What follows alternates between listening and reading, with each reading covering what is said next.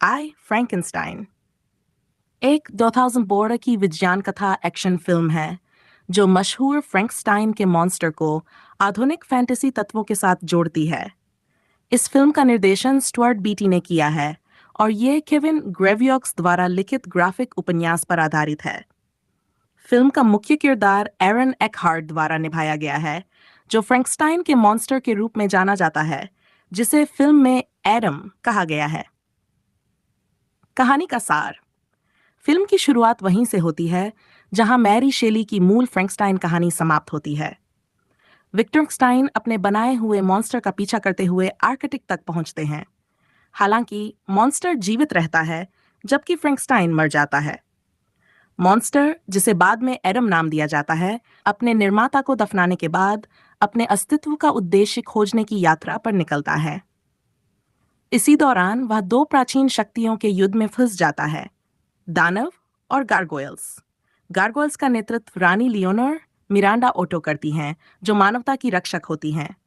दूसरी ओर दानवों का नेतृत्व उनके राजकुमार नाबेरियस बिलनाई करते हैं, जो दुनिया पर कब्जा करना चाहते हैं।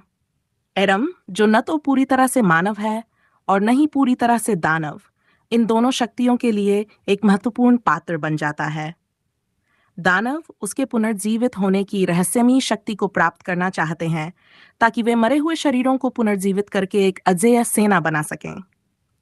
फिल्म एडम की अपनी पहचान और अस्तित्व की खोज की कहानी है। वह एक कृत्रिम रूप से निर्मित प्राणी है जिसे विभिन्न शवों के हिस्सों से बनाया गया है, लेकिन उसमें आत्मा और स्वतंत्र इच्छा भी है। ये सवाल कि क्या वह उद्धार प्राप्त कर सकता है या उसे हमेशा एक राक्षस के रूप में जीना होगा, फिल्म की मूल भावना है। 1. एडम। एडम फ्रैंकेनस्टाइन का मॉन्स्टर है जो सदियों से जीवित है। वह फिल्म का मुख्य किरदार है और अपनी पहचान और अस्तित्व की खोज में लगा रहता है। उसकी युद्धक क्षमताएं अत्यधिक प्रभावी हैं और उसे एक गहरे, विचारशील एंटी हीरो के रूप में दिखाया गया है।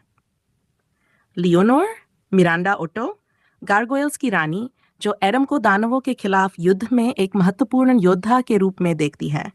वह एक मजबूत और बुद्धिमान नेता है जो मानवता की रक्षा के लिए अपने मिशन पर अडिग हैं। नाबेरियस बिलनाई, दानवों का राजकुमार और फिल्म का मुख्य खलनायक, जो एडम के पुनर्जीवन के रहस्य को प्राप्त करने की योजना बनाता है।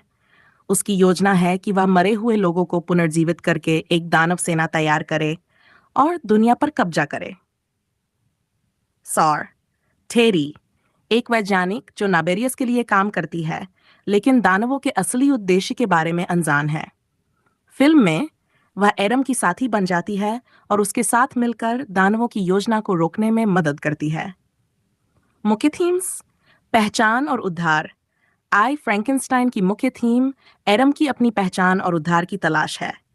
एडम एक कृत्रिम प्राणी होने के कारण लगातार अपने अस्तित्व पर सवाल उठाता है। फिल्म इस बात पर जोर देती है कि क्या वह अपने कृत्यों से उद्धार पा सकता है या वह हमेशा एक राक्षस ही रहेगा। 2. अच्छाई बनाम बुराई।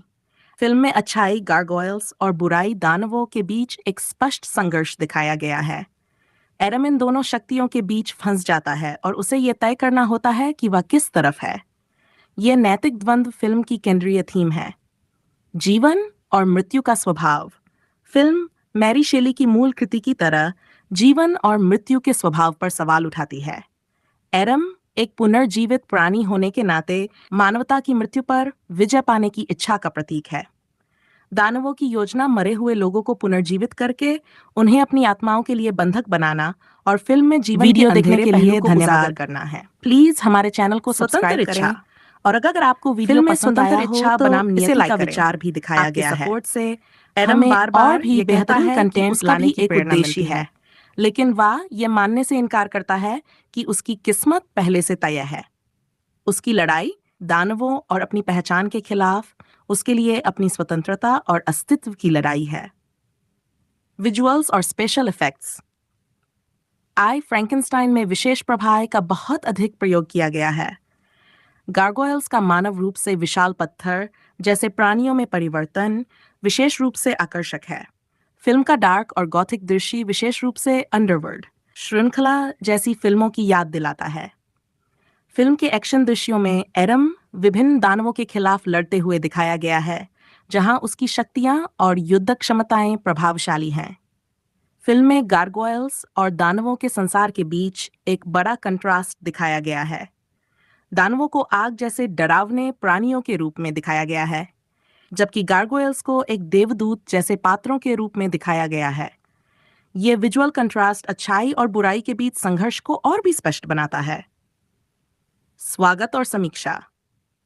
आई फ्रैंकेनस्टाइन को रिलीज के बाद आलोचकों द्वारा नकारात्मक प्रतिक्रिया मिली। कई समीक्षकों ने फिल्म की जटिल कहानी, कमजोर संवाद और अत्यधिक सीजीआई पर निर्भरता की आलोचना की। फिल्म को रॉटन टोमेटोज जैसे प्लेटफार्मों पर कम स्कोर प्राप्त हुआ। आलोचकों ने इसे एक अच्छे विचार का कमजोर निष्पादन कहा। हालांकि कुछ दर्शकों ने फिल्म के एक्शन और डार्क एस्थेटिक को पसंद किया, लेकिन यह फिल्म एक बड़ी फ्रेंचाइजी बनने में विफल रही।